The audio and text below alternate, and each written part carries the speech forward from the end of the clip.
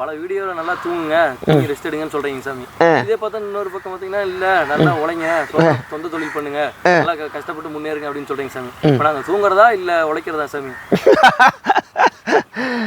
சாமி, ஒருத்தர் வயிற்று வலின்னு வராரு, அவருக்கு வயிற்று வலிக்கு உண்டான மாத்திரை சொல்றோம், ரைட்டா? அவருக்கு சரியாயிருது. ஒருத்தர் தலைவலின்னு வராரு, அவருக்கு என்ன வைத்தியம் அதை சொல்றோம். இப்போ பல பேர் பார்த்தா வாழ்க்கையில முன்னுக்கே வந்திருக்க மாட்டாங்க. இங்க வந்து குருஜி என்னால ஒண்ணும் முடியல அப்படின்னு சொல்லுவாங்க. அவங்களுக்கு நான் என்ன பண்றான், நீ வந்து உழைச்சாத்தான் முன்னுக்கு வாழ முடியும், நீ தூங்காத சாமி அப்படிங்கிற. அவன் ஒரு நாளைக்கு 12 மணி நேரம் தூங்குறான். அவன் என்ன சொல்றான், நீ உழைச்சு முன்னுக்கு வான்னு சொல்றான். இன்னொரு டைப் ஆஃப் பீப்புள் வர்றாங்க, வந்து என்ன தெரியுமா சொல்றாங்க, பெரிய தொழில் பண்றாங்க, தொழிலதிபராக இருக்கிறாங்க, ஐயா எனக்கு மன நிம்மதியே இல்லை அப்படின்னு. அப்ப கேட்டு பார்த்தா அவங்க என்ன பண்றாங்கன்னா ஒரு நாளைக்கு 3 மணி நேரம் 4 மணி நேரம் தான் தூங்குறாங்க. தூக்கம் வந்தா கூட டீயை வச்சு குடிச்சிட்டு தூக்கத்தை கலைச்சிடுறாங்க. அவங்களுக்கு நாம என்ன சொல்றோம், ஐயா நீங்க தயவு செஞ்சு தூங்குங்க, உங்களுக்கு தூக்கம் வந்தா தூங்குனீங்கன்னா உங்களுக்கு மூளை நல்லா வேலை செய்ய, ஆழ்ந்த உறக்கமே அற்புதமான தியானம் அப்படின்னு அவருக்கு புத்திமதி சொல்றோம். எல்லாத்துக்கும் ஒரே வைத்தியம் கிடையாதுக்குன்னு, என்ன நோய்க்கு வைத்தியம்